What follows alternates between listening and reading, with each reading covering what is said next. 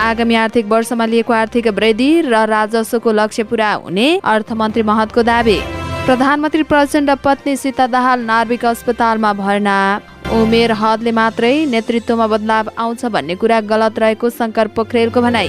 राष्ट्रिय स्वतन्त्र पार्टी जनताबाट प्रत्यक्ष निर्वाचित प्रधानमन्त्रीको पक्षमा उभिने। सरकारले माध्यमिक शिक्षा र विश्वविद्यालय छाता ऐन ल्याउँदै रहेको शिक्षा मन्त्री राईको भनाई। मनसुन बङ्गलादेश र भुटानसम्म आइपुग्यो, नेपालभित्र न केही दिन लाग्ने।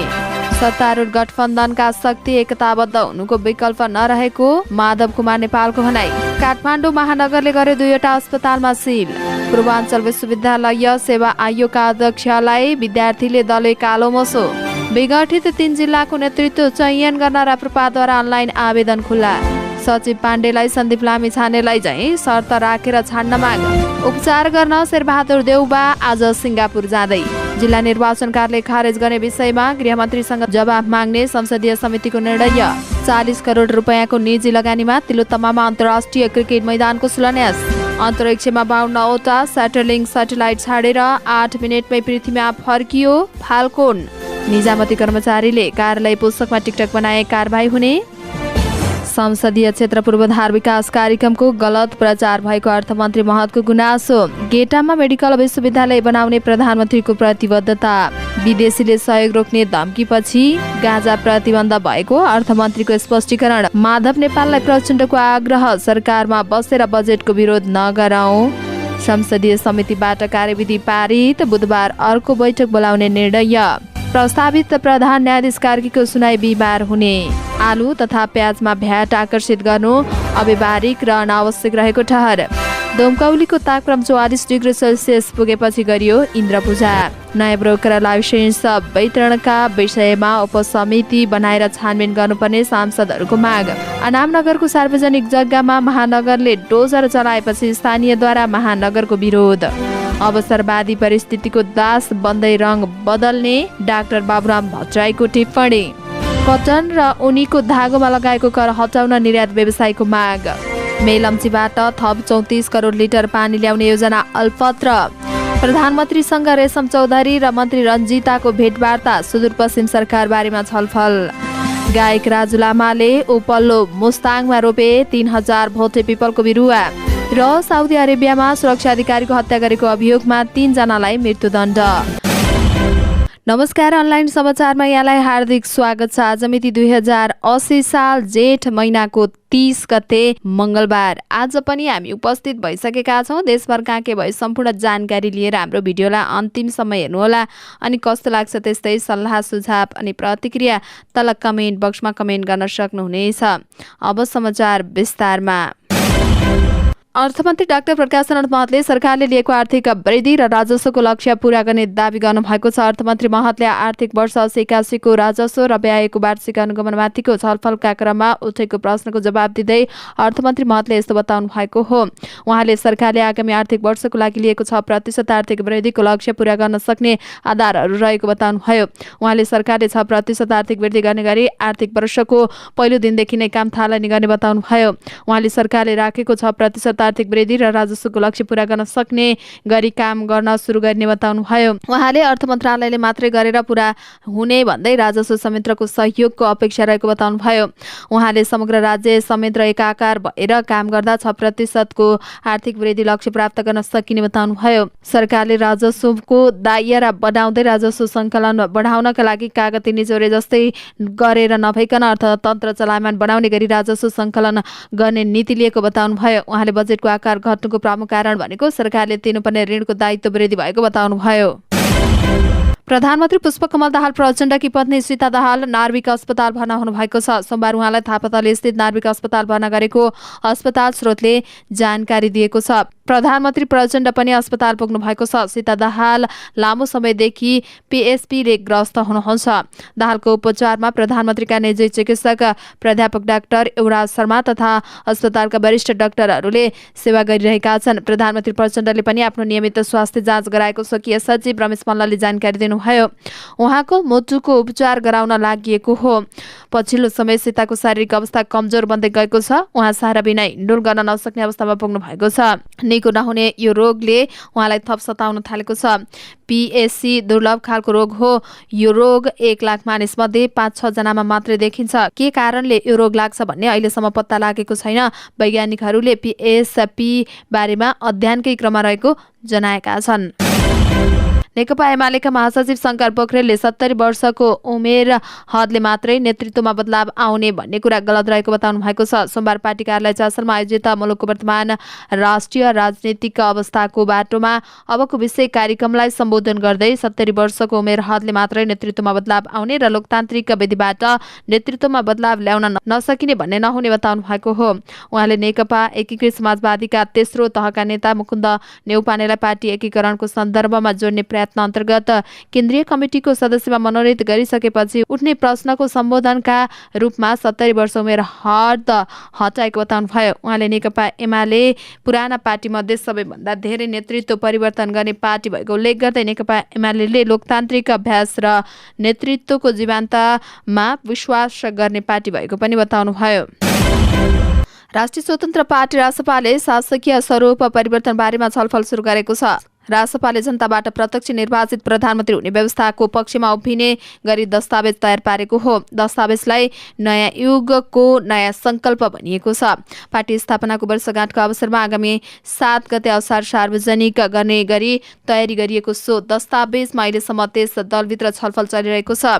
केन्द्रीय सदस्य, सांसद र प्रदेश सभापतिसँग लिखित सुझाव मागिएको छ। आगामी असार 2 गतेभित्र सुझाव पठाउन उसले परिपत्र पनि गरेको छ। गत मङ्सिरमा प्रतिनिधि सभा र निर्वाचनमा रासपाले 20 सिट जितेको थियो। त्यति बेला शासकीय स्वरूपबारेमा प्रष्ट धारणा सार्वजनिक नगरेको रासपाले दस्तावेज मार्फत संविधानको महत्त्वपूर्ण खम्बाहरूको रूपमा रहेको शासकीय प्रणाली नै फेर्ने प्रस्ताव अगाडि सारेको छ। संविधानको धारा 74 मा नेपालको शासकीय स्वरूप संसदीय शासन प्रणाली हुने उल्लेख छ। यसमा भनिएको छ नेपालको शासकीय स्वरूप बहुदलमा आधारित बहुदलीय प्रतिस्पर्धात्मक संघीय लोकतान्त्रिक गणतन्त्रात्मक संसदीय शासन प्रणाली हुनेछ।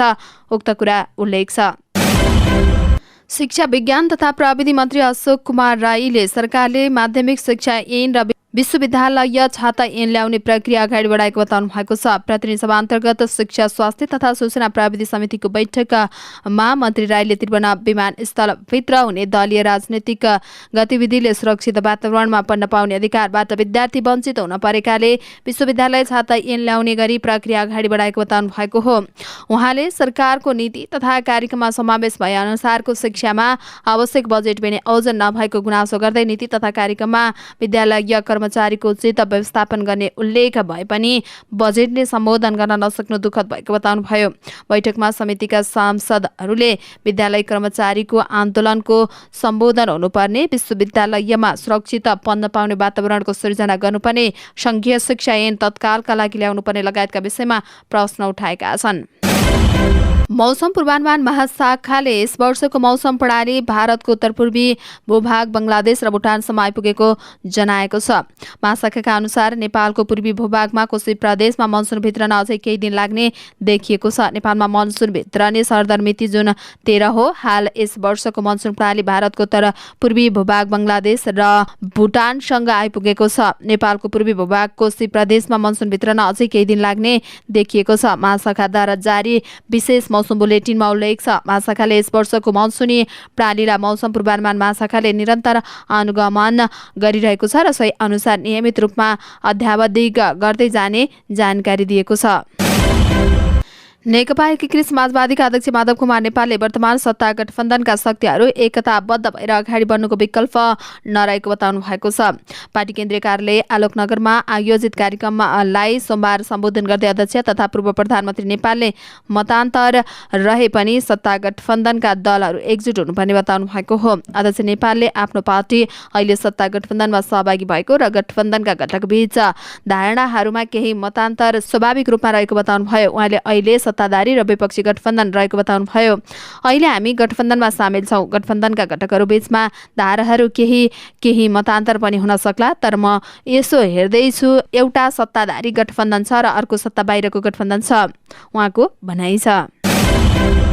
काठमाडौँ महानगरपालिकाले 2वटा अस्पताल सिल गरेको छ। सोमबार महानगरपालिकाले बौद्ध स्थित रहेको चाइना पिपुल हस्पिटल र जडीबुटी स्थित हाम्रो सहयात्री अस्पताल एवं बर्थिङ सेन्टर सिल गरेको नगर प्रहरी प्रमुख राजुनाथ पाण्डेले जानकारी दिनुभयो।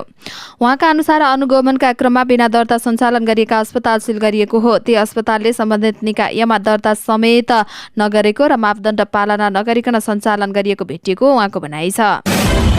पूर्वाञ्चल विश्वविद्यालय सेवा आयोगका प्रमुख महेश दाहाललाई विद्यार्थीले कालो मुसो दलेका छन्। सोमबार दाहालमाथि क्वार्टरमै गएर विद्यार्थीले मुसो दलेका हुन्। पूर्वाञ्चल विश्वविद्यालयभित्र अनेकौं समस्याका लागि लामो समय मागसहित शान्तिपूर्ण रूपमा आन्दोलन गर्दा पनि र भिसी कार्यालयसँग वार्ता भइरहे पनि सेवा आयोगमा राखेका माग सम्बोधन नहुँदा यो कदम चालिएको विद्यार्थी नेताको भनाइ छ। 5 महिनासम्म पनि सेवा आयोगको अध्यक्षले वार्ता सम्वादको बाटो नखोजेको र माग सम्बोधन नगरिएको नेवी संघ मोरङका सभापति सरोज पोखरेलको आरोप छ।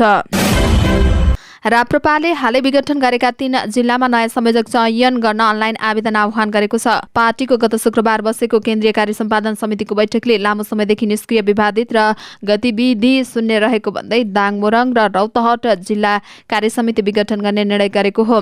विघटन भएका पार्टीका 3 जिल्लाको नेतृत्व गर्न पार्टीभित्र सक्रिय अन्य पार्टीका रहेका र अरू कुनै पार्टीका सदस्यहरू नभए पनि नेतृत्व गर्ने क्षमता भएकाहरूलाई आवेदन खुला गरेको हो। नवीन राप्रपा निर्माण गर्ने हालै सम्पन्न केन्द्रीय कार्य समिति बैठकको रिपोर्ट अनुसार नयाँ ढङ्गबाट जिल्ला नेतृत्व चयन गर्ने अभ्यास प्रारम्भ भएको र राप्रपाको इतिहासमा यस्तो अभ्यास पहिलो पटक गरिएको प्रवक्ता एवं प्रचार विभाग प्रमुख मोहन श्रेष्ठले जानकारी दिनुभयो।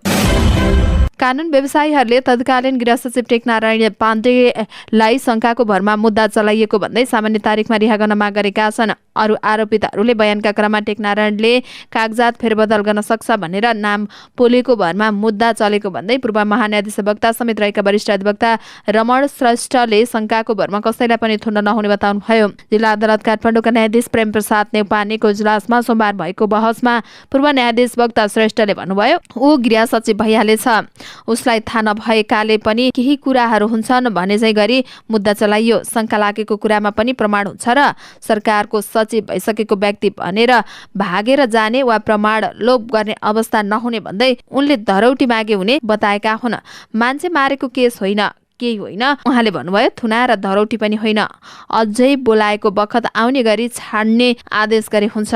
इजलासको शङ्का लाग्छ भने सन्दीप लामिछानेलाई चाहिँ शर्तसहित छान्न सक्ने भन्दै उच्च अदालतबाट भएको आदेश सर्वोच्चबाट सदर भएको तर्फ ध्यानाकर्षण गराउनुभयो।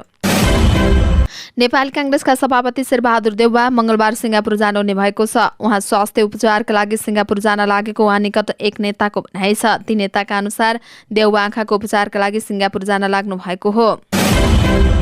राष्ट्रिय सभाको राष्ट्रिय सरकार तथा समन्वय समितिले जिल्ला निर्वाचन खारेज गर्ने सरकारको तयारीको विषयमा गृहमन्त्रीलाई बोलाएर छलफल गर्ने निर्णय गरेको छ। सोमबार राष्ट्रिय सभाको राष्ट्रिय सरकार तथा समन्वय समितिका सभापति दिलकुमारी रावलले जिल्ला निर्वाचन कार्यालय खारेज गर्ने विषयमा उठेको प्रश्नहरूमाथि छलफल गर्न उपप्रधानमन्त्री तथा गृहमन्त्री नानकाजी श्रेष्ठसँग छलफल गर्ने बताउनु भएको हो। गृहमन्त्रीको समय उपलब्धताका विषयबारेमा बुझेर छलफलको मिति तय गर्ने उहाँको प्रस्ताव समितिको बैठकले अनुमोदन गरेको छ। रूपन्देहीको तिलोत्तमामा 40 करोड रुपैयाँको निजी लगानीमा अन्तर्राष्ट्रिय स्तरको क्रिकेट मैदान बन्ने भएको छ। तिलोत्तमा नगरपालिका वडा नम्बर 17 दरखसुवामा बन्ने एक्स्ट्राटेक ओभल क्रिकेट मैदानको शिलान्यास भएको हो। मैदान निर्माणका लागि करिब 2 वर्ष अगाडिबाट जग्गा खरिद प्रक्रिया सुरु गरिएको थियो। 5.5 बिघा जग्गा किनेर मैदान निर्माणको प्रक्रिया अगाडि बढाइएकोमा थप जग्गा खरिदको प्रक्रिया जारी रहेको एक्स्ट्राटेक ओभल प्राली र यसका निर्देशक विनोद कुमारले जानकारी दिनुभएको हो। गएको 2 हप्तामा झण्डै 800 ट्रक माटो हालेर जग्गा सम्माइएको छ। इलन मस्कको अन्तरिक्ष कम्पनी स्पेस एक्सले सोमबार 52वटा स्याटेलाइट पृथ्वीको तल्लो कक्षमा छाडेको छ। स्पेस एक्सको फाल्कोन 9 बुस्टर रकेट 52वटा स्याटेलाइट बोकेर अमेरिकी समयअनुसार सोमबार बिहान 3:10 फ्लोरिडा स्थित प्रक्षेपण केन्द्रबाट लन्च भएको थियो। लन्च भएको 8 मिनेट 30 सेकेन्डमा फाल्कोन 9 को बोस्टन पुनः फर्केको थियो। बोस्टन स्पेस एक्सको एटलान्टिक महासागरमा रहेको अवतरण स्थलमा फर्केको हो। यस वर्ष उक्त बोस्टर रकेटको 9औं प्रक्षेपण र अवतरण हो। संघीय मामिला तथा सामान्य प्रशासन मन्त्रालयले निजामती कर्मचारीले कार्यालय समयमा टिकटक बनाए कारबाही गर्ने भएको छ। मन्त्रालयले एक सूचना जारी गरी कार्यालय समयमा टिकटक नबनाउन निर्देशन दिएको हो। कार्यालय समयमा कार्यालयको पोषक लगाएर कार्यालयको गाडी प्रयोग गरेर वा कार्यालय हाताभित्र रहेर टिकटक बनाउन रोक लगाएको मन्त्रालयका सहसचिव एवं प्रवक्ता कमल प्रसाद भट्टराईले बताउनुभयो। उहाँले भन्नुभयो, कार्यालयसँग सम्बन्धित कामबारेमा पनि टिकटक नबनाउन हामीले निर्देशन दिएका छौँ। यदि निजामती कर्मचारीले यस्ता नियम उल्लङ्घन गरेको पाइएमा अनुशासन नियम अन्तर्गत कारबाही हुन्छ। पछिल्लो समय टिकटकमा निजामती कर्मचारी उशृङ्खल भएको भन्दै गुनासो आएकाले यो कदम चालेको मन्त्रालयले जनाएको छ। अर्थमन्त्री प्रकाश शरण महतले संसदीय क्षेत्र पूर्वाधार विकास कार्यक्रमको गलत प्रचार गरिएको बताउनु भएको छ। आर्थिक वर्ष 88 को राजस्व र व्ययको वार्षिक अनुगमनमाथिको छलफलमा उठेको प्रश्नको जवाब दिँदै अर्थमन्त्री महतले संसदीय क्षेत्र पूर्वाधार विकास कार्यक्रमको विशेषताको कुरै नभएको र गलत प्रचार अगाडि ल्याएको बताउनुभयो। संसदमा उठेको विषयमा जवाफ दिँदै उहाँले भन्नुभयो, यो कार्यक्रममा बजेटको सीमितता छ, भौतिक पूर्वाधारको निकै माग छ।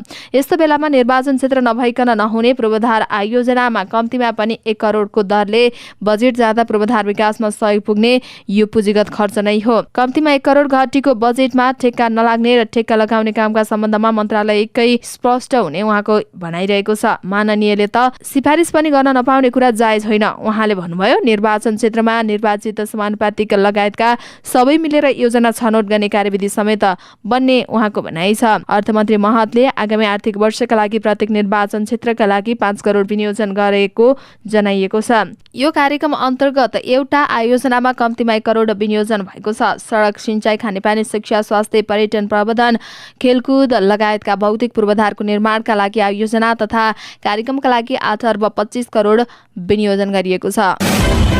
सरकारले गेटामा सञ्चालकको नाममा रहेको मेडिकल कलेजलाई विश्वविद्यालयको रूपमा रूपान्तरण गर्ने प्रतिबद्धता जनाएको छ। सोमबार नेकपा एकीकृत समाजवादीका अध्यक्ष तथा पूर्व प्रधानमन्त्री माधव कुमार नेपाल सहितको नेतृत्वको टोलीले प्रधानमन्त्री पुष्पकमल दाहाल प्रचण्ड तथा अर्थमन्त्री प्रकाश शरण महतसँग भेटघाट गरी कैलालीको गेटामा शहीद दशरथ चन्द मेडिकल विश्वविद्यालय सञ्चालन गर्न मागसहित छलफल भएको थियो।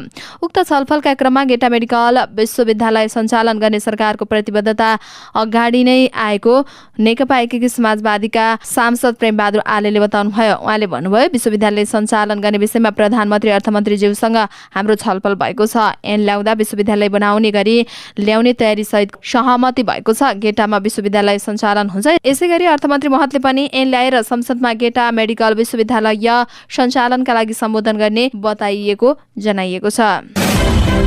अर्थमन्त्री डाक्टर प्रकाश शरण महतले नेपालमा विदेशी मुलुकले सहयोग रोक्ने धम्की दिएपछि गाँजा प्रतिबन्ध भएको बताउनु भएको छ। सोमबार संसदमा बजेट बारेमा उठेका प्रश्नको जवाब दिँदै उहाँले भन्नुभयो, जुन देशले हामीलाई यो रोक नभए सहयोग नै बन्द हुन्छ भने उनीहरूकै कारण कानुन बनायौं, रोक्यौं। अहिले ती मुलुकहरूले नै मेडिकल प्रपोजमा ठूला बिजनेस गरिरहेको भन्दै उहाँले भन्नुभयो, यो बिग बिजनेस भएको छ।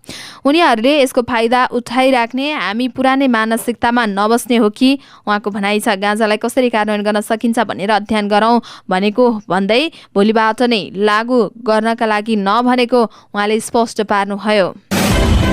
प्रधानमन्त्री पुष्पकमल दाहाल प्रचण्डले नेकपा एकीकृत समाजवादीलाई सरकारमा बसेर बजेटको विरोध नगर्न आग्रह गर्नु भएको छ। प्रधानमन्त्री प्रचण्डले सोमबार बिहान एकीकृत समाजवादीका अध्यक्ष माधव नेपाल सहितका सांसदहरूलाई प्रधानमन्त्री निवास बालुवाटारमा बोलाएर बजेटको विरोध नगर्न आग्रह गर्नु भएको हो। सरकारले पेश गरेको आगामी आर्थिक वर्षको बजेट एकीकृत समाजवादीका सांसद र नेताहरूले निरन्तर विरोध गर्न थालेपछि प्रधानमन्त्रीले उहाँहरूलाई बोलाएर छलफल गर्नु भएको हो। एकीकृत समाजवादी सत्ता साझेदार दल हो। मूलत सरकारमा बसेको बजेटको विरोध गर्नु भएन। बैठकमा सहभागी एक सांसदले प्रधानमन्त्री प्रचण्डको भनाइले उद्धृत गर्दै भन्नुभयो, अप्ठ्यारो परिस्थितिमा जे जस्तो बजेट आयो त्यो राम्रै आएको छ। यसमा सबैले सहयोग गरेर जानुपर्छ। आर्थिक सङ्कट भएकाले धेरै योजना कार्यान्वयनमा नसमेटिएको प्रधानमन्त्री प्रचण्डको भनाइरहेको छ। संसदीय सुनाई समितिको बैठकले उजुरीकर्तालाई आमन्त्रित गरी छलफल गर्ने सम्बन्धी कार्यविधि पारित गरेको छ। प्रस्तावित प्रधान न्यायाधीश हरिकृष्ण कार्कीको संसदीय सुनाईका लागि सोमबार उजुरी खोलिएसँगै उजुरीकर्तासँग छलफल गर्न कार्यविधि पारित गरिएको हो। यो सँगै जेठ 31 गते बुधबार 11 बजे अर्को बैठक बोलाउने निर्णय भएको छ। यसैबीच प्रस्तावित प्रधान न्यायाधीश कार्कीलाई प्रधान न्यायाधीश नियुक्ति गर्ने नगर्ने भन्ने निर्णय जेठ 32 गते भित्रमा हुने जनाइएको छ। प्रस्तावित प्रधान न्यायाधीश कार्की विरुद्ध परेको 29 वटा उजुरीमाथि अध्ययन गर्न सोमबार समितिका सदस्यहरूलाई फोटोकपी वितरण गरिएको थियो। कार्की गत वैशाख 25 गते संवैधानिक परिषदबाट प्रधान न्यायाधीशका लागि सिफारिस हुनुभएको थियो। सर्वोच्च अदालतका कामो प्रधान न्यायाधीश हरिकृष्ण कार्की आगामी साउन 20 गते अनिवार्य अवकाशमा जानुहुनेछ। सर्वोच्च अदालतका प्रस्तावित प्रधान न्यायाधीश हरिकृष्ण कार्कीको सुनवाई बिहिबार हुने भएको छ। संसदीय सुनवाई समितिको सोमबार सिंहदरबारमा बसेको बैठकले प्रधान न्यायाधीशलाई प्रस्तावित कार्कीको सुनवाई जेठ 32 गते गर्ने र त्यसै दिन सो प्रस्तावलाई अनुमोदन गर्ने लगायतका विषयमा कार्यतालिका परिमार्जन सहितको पारित गरेको हो। कार्यतालिकामा उजुरीकर्तासँगको छलफलका लागि जेठ 30 गते बुधबार बिहान 11 बजेको समय तोकिएको छ। प्रस्तावित प्रधान न्यायाधीश कार्कीको सुनवाई गर्ने र सो प्रस्ताव अनुमोदन गर्ने लगायतको सचिवालयको प्रस्तावित कार्यतालिका परिमार्जन सहित पारित गरिएको समितिका ज्येष्ठ सदस्य सभापति पशुपति शमशेर जबराले जानकारी दिनुभयो।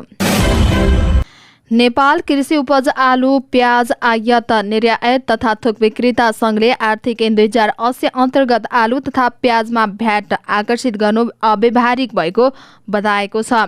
सोमबार काठमाडौँमा पत्रकार सम्मेलन गरेर संघले दिनहुँ भान्सामा प्रयोग गरिने आवश्यक वस्तुको आलु तथा प्याजको कारोबार भ्याट लागू गर्नु उपयुक्त नभएको बताएको हो। पत्रकार सम्मेलनमा बोल्दै नेपाल कृषि उपज आलु तथा प्याज आयात निर्यात तथा थोक विक्रेता संघका महासचिव प्रकाश गजुरेलले सरकारले जेठ 15 गते प्रस्तुत गरेको आगामी आर्थिक वर्ष 80-81 को बजेट वक्तव्यको एक बुँदा सँगसँगै प्रस्तुत भएको आर्थिक ऐन 2080 ले व्यवसाय तथा उपभोक्तालाई समेत प्रतिकूल असर पार्ने बताउनुभयो। उहाँले देशमा महँगी बढिरहेका बेलामा आलु प्याज जस्ता अति आवश्यक कृषिजन्य सामग्रीहरूमा भ्याट लगाउनु भनेको सामाजिक व्यक्तिलाई जीवन निर्वाह गर्न अझै कठिन बनाउनु भएको जिकिर गर्नुभयो।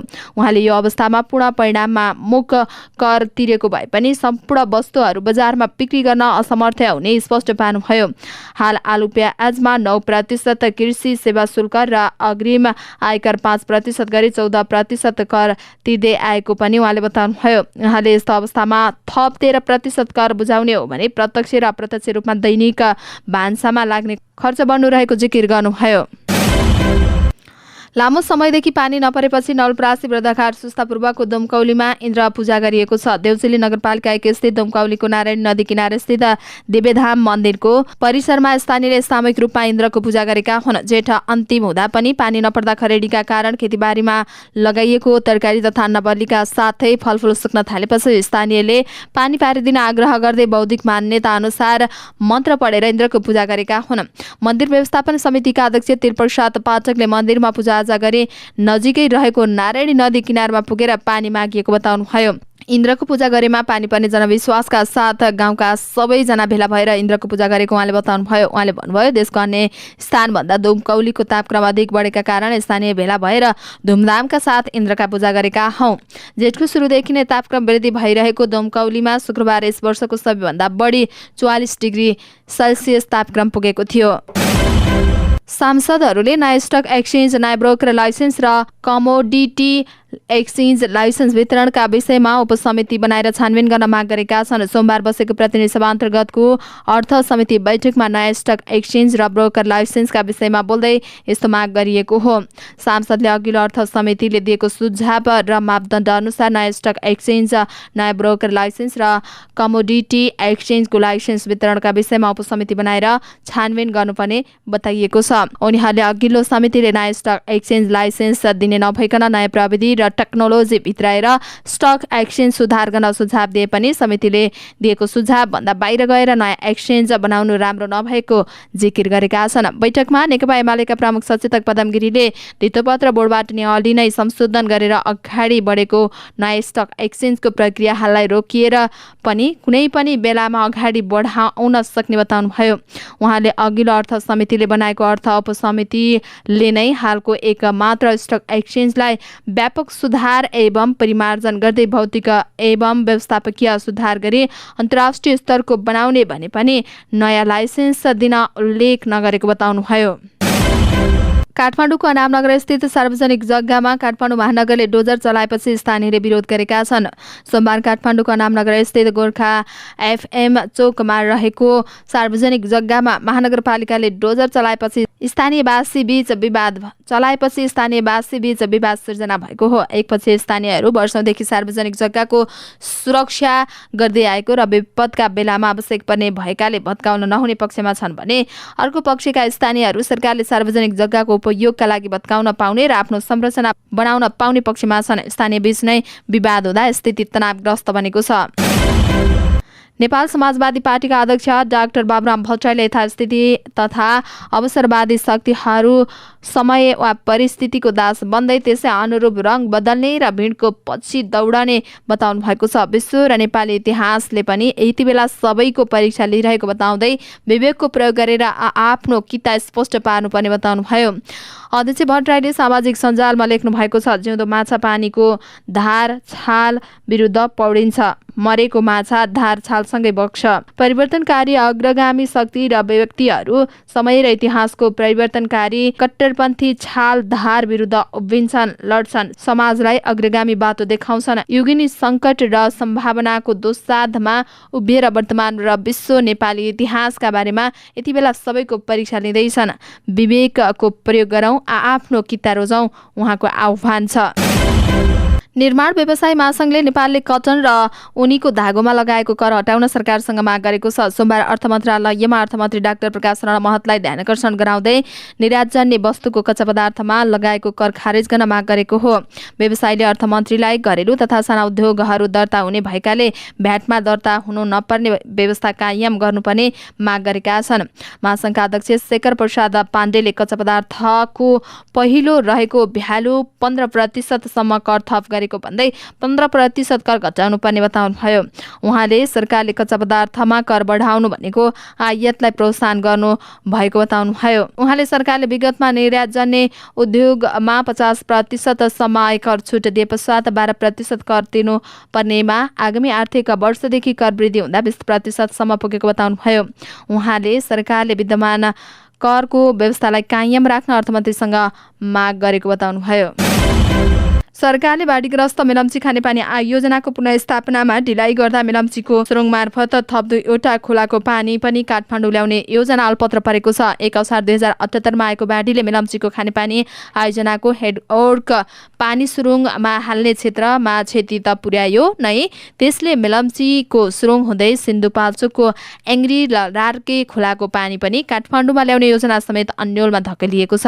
आगामी आर्थिक वर्षको बजेटमा मेलम्ची आयोजनाको अस्थायी हेडवर्क्सको स्तरोन्नति गरी 12 महिनामा नै खानेपानी आपूर्ति व्यवस्था गर्ने मिलाउने मेलम्ची जलाधारको भौगोलिक अध्ययन प्रतिवेदनको सुझबुझ बमोजिम आयोगको दिगो सञ्चालन गर्ने उल्लेख छ।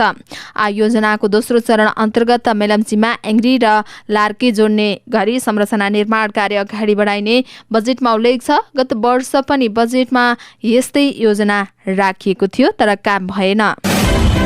नागरिक उन्मुक्ति पार्टीका संरक्षक रेशमलाल चौधरी र उनकी पत्नी समेत रहेकी भूमि व्यवस्था सहकारी तथा गरिबी निवारण मन्त्री रञ्जिता श्रेष्ठ चौधरीले सोमबार प्रधानमन्त्री पुष्पकमल दाहाल प्रचण्डसँग भेटवार्ता गर्नुभएको छ। गणतन्त्र दिवसका अवसरमा माफी पाएर रिहा भएपछि पहिलो पटक चौधरी र श्रेष्ठले सुदूरपश्चिम सरकार लगायतका विषयमा प्रधानमन्त्रीसँग छलफल गरेका हुन्। प्रधानमन्त्रीसँगको भेटपछि उनीहरूले पूर्व सहमति अनुसार सुदूरपश्चिम सरकारमा 2 मन्त्री र 1 जना राज्यमन्त्री दिन माग गरेका छन्। नाउपा संरक्षक चौधरीले भेटमा पूर्व सहमतिबाट नै सरकार पछाडि हट्न नमिल्ने प्रधानमन्त्रीलाई स्मरण गराउनुभयो। जवाफमा प्रधानमन्त्री प्रचण्डले नाउपासँग भएको सहमति अनुसार नै मन्त्रालय उपलब्ध गराउने प्रतिबद्धता जनाएको चौधरीले जानकारी दिनुभयो। सुदूरपश्चिममा मुख्यमन्त्री कमल बहादुर थापाले पछिल्लो पटक जेठ 6 गते नाउपालाई बाहिर राखेर मन्त्रीमण्डल विस्तार गर्नुभएको थियो। मङ्गोलियन हार्ट ब्यान्डका गायक राजु लामा साङ्गीतिक क्षेत्रमा मात्रै होइन पछिल्लो समय वातावरणीय अभियन्ताको रूपमा समेत सक्रिय छन्। जलवायु सङ्कट र प्राकृतिक विपद विरुद्ध एकजुट हुने बारेमा विश्वलाई सन्देश दिन गत वर्ष उनले सर्वोच्च शिखर सगरमाथा आरोहण गरे। गत साता हिमालले डाक्यु मलाई गीत सार्वजनिक गर्दै उनले जलवायु अभियानमा सङ्गीत मार्फत सन्देश दिने प्रयत्न गरे। उनका पछिल्ला कार्यहरू सङ्गीत मार्फत वातावरणीय संरक्षणका लागि केन्द्रित छन्। सगरमाथा विजयपछि फर्किएका उनले 1 लाख बिरुवा रोप्ने घोषणा गरेका थिए। सोही प्रतिबद्धतालाई निरन्तरता दिँदै उनले जेठ 12 गते राजु लामा फाउन्डेसनबाट पल्लो मुस्ताङको लोमाथाङमा 3000 भोटे पिपल जातका बिरुवा रोपेका छन्। स्थानीयहरूको सहकार्यमा उनले उक्त क्षेत्रको पर्यावरण जगेर्ना गर्नका लागि वृक्षारोपण गरेको जनाएका छन्। प्राप्त तस्बिरमा राजुलाई गैँती र बेल्चा लिएर बिरुवा रोपेको देख्न सकिन्छ। रुख रोपौँ आशा रोपौँ नारासहित वृक्षारोपण गरिएको हो। उपल्लो मुस्ताङको पर्यटकीय थलो लोमाथाङले पछिल्लो समय सुक्खा र खानेपानीको सङ्कटको सामना गरिरहेको छ। साउदी अरेबियाले एक सुरक्षा अधिकारीको हत्या गरेको र आतंकवादी समूह खडा गरेको अभियोगमा आइतबार आफ्ना 3 नागरिकलाई मृत्युदण्ड दिएको छ। एएफपीका अनुसार यस वर्षको सुरुदेखि नै अहिलेसम्म साउदी अरेबियाको साउदी अधिकारीहरूले 52 जनालाई मृत्युदण्ड दिइसकेका छन् भने 20 जना आतंकवादीसँग सम्बन्धित अपराधमा संलग्न छन्। साउदी अरेबियाको गृह मन्त्रालयले आइतबार एक विज्ञप्ति निकालेर तिनैजनाले राजधानी रियादमा 1 जना अधिकारीको हत्या गरेको र उनको गाडीमा आगो लगाएर शव जलाएको जनाएको छ। उनीहरूलाई आतंकवादीहरूलाई आर्थिक सहयोग गरेको र हतियार गोला बारुद र विस्फोटक पदार्थ बनाउन प्रयोग हुने सामग्री राखेको अभियोगमा पनि दोषी ठहर गरिएको मन्त्रालयले जनाएको छ। अधिकारीहरूले आइतबार रियादमा मृत्युदण्डको सजाय सुनाएको मन्त्रालयले जनाएको छ। यस वर्ष आतंकवादका सबैभन्दा बढी मृत्युदण्ड सुन्नी मुस्लिम राज्यको पूर्वी क्षेत्रका भएको छन् भने जहाँ शिया अल्पसंख्यकका समुदायहरूको बाहुल्यता छ। गएको महिना साउदी अरेबियाले 2 जना बाह्राइनीहरूलाई पनि आतंकवादसँग सम्बन्धित अपराधमा मृत्युदण्ड दिएको हो। साउदी अरेबिया विश्वकै सबैभन्दा धेरै मृत्युदण्ड दिने देशमध्येको एक हो। हवस् त दर्शक महानुभावहरू, आजका मुख्य समाचारहरू यति नै। हामीले प्रस्तुत गरेका विषयहरूप्रति तपाईँको धारणा के छ तल कमेन्ट बक्समा उल्लेख गर्नुहोला। साथै तपाईँलाई लागेका कुरा कुनै विषय उठाइदिए हुन्थ्यो जस्तो लाग्छ अथवा कुनै पनि विषयमा समाचार दिन छुटाएका छौँ हामीले भने तपाईँ हामीलाई हाम्रो फेसबुक पेजमा गएर मेसेज गर्न सक्नुहुनेछ अथवा तल कमेन्ट बक्समा कमेन्ट पनि गर्न सक्नुहुनेछ। तपाईँको कमेन्टले हामीलाई काम गर्नका लागि अझै ठुलो ऊर्जा दिनेछ। हाम्रो मेहनतको लागि एउटा सानो लाइक र कमेन्ट अवश्य गर्नुहोला। अनि च्यानललाई सब्स्क्राइब गर्नुभएको छैन भने सब्स्क्राइब अल नोटिफिकेसन अन पनि गर्नुहोला। हामी पलपलको न्युज अपडेटका साथ फेरि आउने नै छौँ। त्यतिन्जेलसम्मको लागि तपाईँको हरेक पल शुभ रहोस्। नमस्कार।